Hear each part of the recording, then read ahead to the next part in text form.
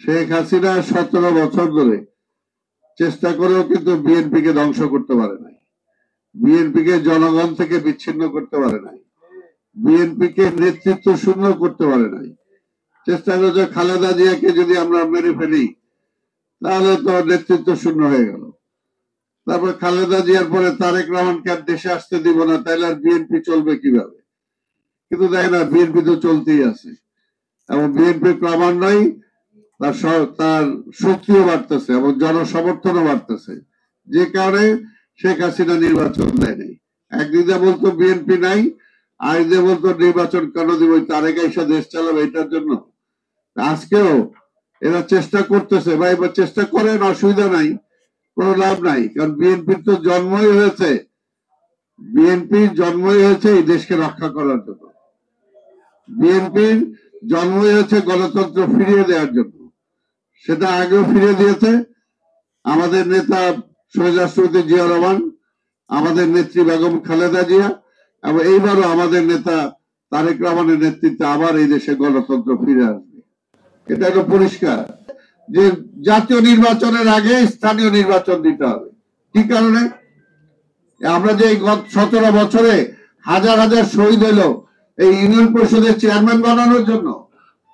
আর আজকে যদি বলি ইউনিয়ন পরিষদের চেয়ারম্যান আইসা কি ওই পুশিন ছাপাইতে পারবে? যে পুশিন 2 দিন পর পর হচ্ছে। আজকে একটা স্বাধীন দেশ, এখন পর্যন্ত সেটা কঠিন ভাবে এই সরকারও বলতেছে না, অন্যান্য যারা আছে তারাও বলতেছে না। কারণটা কি? আজকে পুশিনের মধ্য দিয়ে বাংলাদেশিদের পাঠাইতেছে না ভারতের অনুচর পাঠাইতেছে, সেটা প্রমাণটা কি? সেটা প্রমাণটা কি? রোহিঙ্গা ভারতে ঢুকছে, ওই রোহিঙ্গাদেরকে আমাদের দেশে পুশিন করতেছে। এইগুলোকে ঠেকানোর জন্য তো ইউনিয়ন পরিষদের ওই ইলেকশন দিয়ে ঠেকানো যাবে না, ওইটা ঠেকাইতে গেলে একটা জাতীয় সংসদের নির্বাচন দরকার। একমাত্র জাতীয় সংসদই পারবে সেটাকে ঠেকানোর জন্য, বিশ্ব জনমত গড়ে তুলতে, ইন্ডিয়ার বিরুদ্ধে একটা দেয়াল তৈরি করতে। সেটা একমাত্র একটা নির্বাচিত সংসদই পারবে, একটা নির্বাচিত সরকারই পারবে, ওই ইউনিয়ন পরিষদের চেয়ারম্যানরা পারবে না। কাজে যত যুক্তি, এগুলো খোলা যুক্তি, এই সমস্ত যুক্তি দিয়ে তারা খালি নির্বাচনটা পিছাইতে চায়।